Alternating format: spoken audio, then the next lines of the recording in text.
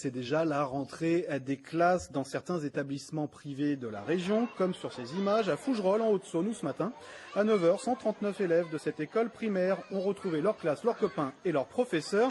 Alors, comme il est midi, on prend la direction du réfectoire où l'on vous retrouve, Frédéric Buridan. Alors, la séparation avec les parents a-t-elle été difficile aujourd'hui pour les enfants ? Ce matin, la séparation avec les parents a été pour certains un peu difficile. On a vu des enfants pleurer, des mamans et des papas qui avaient un peu de mal quand même à lâcher les mains de leurs enfants. Mais il faut dire que c'était essentiellement pour les tout petits, c'était leur première rentrée.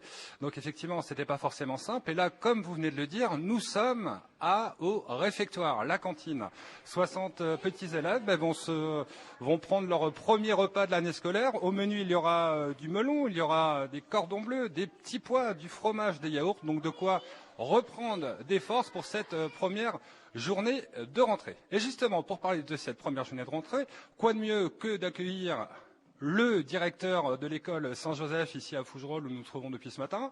Mathieu Allaire, merci de nous avoir accueillis. Alors, cette rentrée en tant que directeur, comment elle s'est passée ? Elle s'est passée toujours avec beaucoup d'anxiété quand c'est la première rentrée, le premier jour de l'année, mais ça s'est très bien passé, tout le monde est là.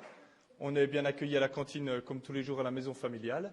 Et puis, après les premiers pleurs du matin, ça s'est vite estompé à la récréation. Il n'y a plus personne qui pleurait, donc on peut rassurer tous les parents.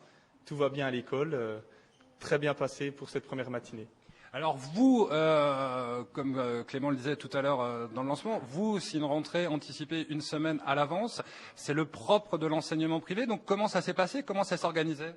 En fait, dans l'enseignement catholique, on a la liberté d'organiser l'année scolaire comme on le désire. Et en libérant un peu de temps l'après-midi pour que chaque enfant soit plus en forme en rentrant le soir à la maison, on est obligé, pour avoir le bon volume d'heures, de reprendre un peu plus tôt et quelques samedis matins aussi dans l'année. Et on est beaucoup d'écoles dans l'enseignement catholique en Franche-Comté à faire comme ça et beaucoup reprenaient également ce jeudi matin, une semaine avant les autres. Alors vous êtes directeur et vous êtes aussi enseignant, vous avez les CP et CE1, ce matin nous étions dans votre classe. Qu'est-ce que vous leur avez dit à vos élèves ? Tout de suite, il faut se remettre dans le bain ? Comment ça se passe la transition ? Alors on ne s'est pas remis dans le bain tout de suite, étant donné aussi la canicule, etc. On va reprendre en douceur, on a regardé déjà les affaires scolaires, regardé ensemble un peu ce qu'on allait faire dans l'année, se présenter, parce qu'il y avait beaucoup de nouveaux prénoms. Beaucoup de nouveaux élèves à l'école cette année. Donc prendre le temps de se connaître, de connaître l'établissement, le bâtiment, la classe, et puis commencer à regarder le matériel. C'est ce que les enfants aiment bien. Ils ont bien préparé leur matériel avec les parents dans leur cartable. Donc on a commencé par ça.